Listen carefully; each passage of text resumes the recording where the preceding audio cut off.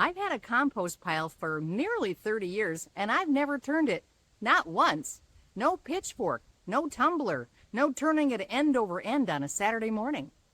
You might think I'm being lazy, but this 1970s horticulture student knows something that modern gardening advice sometimes skips over. Turning a compost pile is optional.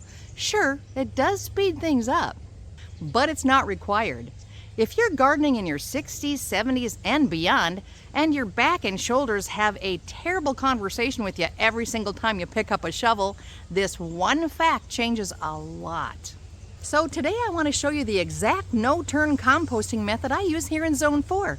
It's slow, it's forgiving, and it doesn't ask much of me either. If you're new here, I'm on almost 2 acres in southern Minnesota, solid Zone 4, where winter shows up early and doesn't leave in a hurry. A lot of what you read about composting online was written for warmer climates, and it just doesn't match what actually happens in a cold climate pile. I'll point out where that matters as we go. First, let's talk about why people even started turning their piles to begin with. You turn a compost pile to add oxygen. The fast, hot composting you've seen, where a pile heats up to 130, 140, and breaks down in a few weeks, that's aerobic decomposition, and it burns through oxygen quickly. Turning refluffs the pile and feeds those microbes more air so they keep working fast. But guess what? If you don't turn it, the pile still breaks down. It just does it slower, and it relies more on a different, cooler process along with the work of worms, beetles, and fungi doing the mixing for you. Nature composted the entire forest floor for millions of years without a single person turning anything. Your pile will do the same. The trade-off is simple. Turning gives you finished compost in weeks to a couple of months. Not turning gives it to you in about 6 months to a year.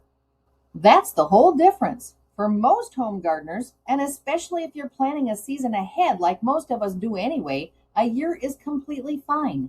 You're trading a little time for a lot less physical work. When you're my age, that's a fantastic deal. Now here's where cold climate changes the picture, and this is the part warm climate advice gets wrong for us. In Zone 4, your pile is going to freeze solid for months. From roughly December through March, decomposition basically stops. Your pile is a frozen brick, and that's completely normal. Nothing's wrong, it's just sleeping. Then something helpful happens. When everything thaws in spring, all those frozen food scraps and leaves have had their cell walls burst apart by the freezing and thawing.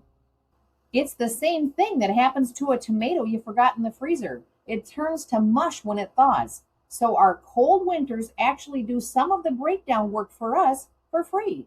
By the time things warm up, that material is primed to rot fast. So the Zone 4 no-turn rhythm is really just this. Build the pile spring through fall, let it freeze all winter, and harvest finished compost from the bottom the following season. You're working with our climate instead of fighting. Let's talk about how to set up the system to make it easy on your body. You want a pile that's about 3 feet wide by 3 feet tall. That's the ideal. Big enough to hold moisture and break down well, small enough that it's not a monster. You can use a simple wire circle, a wooden 3-sided bin, one of those plastic bins with a lid, or any of the really fun to build ideas on the internet. Often, I just use a plain ring of wire fencing because when the compost is ready, I just lift the wire ring straight up and off, and there's my pile sitting ready to scoop. I site it somewhere I actually walk past. If it's tucked in the far corner behind the shed, I don't use it. I put it nearest the heavy production garden areas, choosing a level spot so hauling items there in a wheelbarrow is easy. One thing I've discovered is very important. I keep the bin low enough that I'm not lifting scraps up over a high wall. A bin that opens from the side or a low ring saves those shoulders every single time I add material. Years ago, after injuring my shoulder, gardening of course, I can't do it any other way. This year I just have a compost pile with a back fence and no wire at all. Here's how you actually feed a no-turn pile, and the trick to never turning is getting the layering right up front. The whole game is balancing greens and browns. Greens are your wet, nitrogen-rich stuff. kitchen scraps, coffee grounds, fresh grass clippings, spent garden plants. Browns are your dry, carbon-rich stuff, dead leaves, straw, shredded cardboard, small twigs. For a no-turn pile, you want more browns than greens, roughly 2 to 3 parts browns to 1 part greens. Browns keep the pile fluffy and airy on their own, which is exactly what does the job that turning would otherwise do. This is the secret. A brown-heavy pile stays aerated without your help. So here's my routine. Every time I bring out a load of kitchen scraps, I toss a couple handfuls of dry leaves or shredded cardboard on top. Scraps, then a brown blanket. Scraps, then a brown blanket. That top layer of browns also keeps flies and smell away, which means the pile stays pleasant to be around, so the neighbors still like me.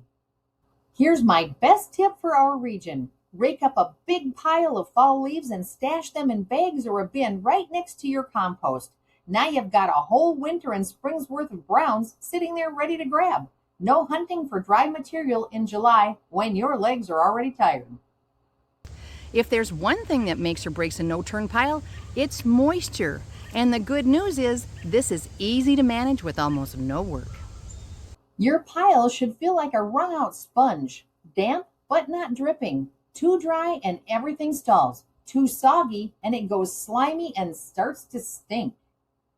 In our climate, spring snowmelt and rain usually keep things plenty moist, often a little too moist, which is another reason to lean brown heavy. It looks a little different in the dry spell of July or August. If the pile looks dusty, I just aim the hose at it for a few seconds when I'm already watering the garden. That's it. That's the entire maintenance. No lifting, no turning, just a splash of water now and then. If the pile ever smells sour or like ammonia, that's almost always too wet or too many greens. The fix is the same easy move. I add a layer of dry browns on top and walk away. The harvest is where the no-turn method really rewards us. Because you never mix the pile, it naturally sorts itself. The fresh stuff sits on the top, and the oldest, most finished compost settles at the very bottom. So you harvest from the bottom, not the top. With a wire ring, I lift the ring and the top layer off, and then scoop finished compost from the base of the pile. Then I pile the unfinished top material back into the ring to keep cooking. Sometimes using a lightweight scoop or a small hand cultivator instead of a big shovel can be kinder to my wrists. Let me give you a permission slip. You don't need perfectly screened uniform compost. A few recognizable eggshell bits or a twig going into your garden bed is really fine. It'll finish breaking down right there in the soil. So that's the whole system for an older gardener.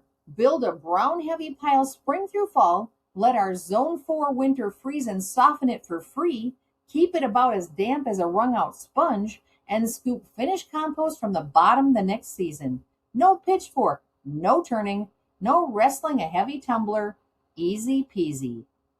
My dad's farmer friends had this garden hack figured out long before anyone was making videos about it. They weren't lazy, they were efficient. There's real wisdom in setting up a garden system that still works for you when picking up a shovel isn't as easy as it used to be. I'd love it if you'd subscribe.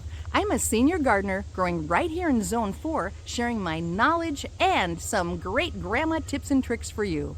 Until next time, let's get growing.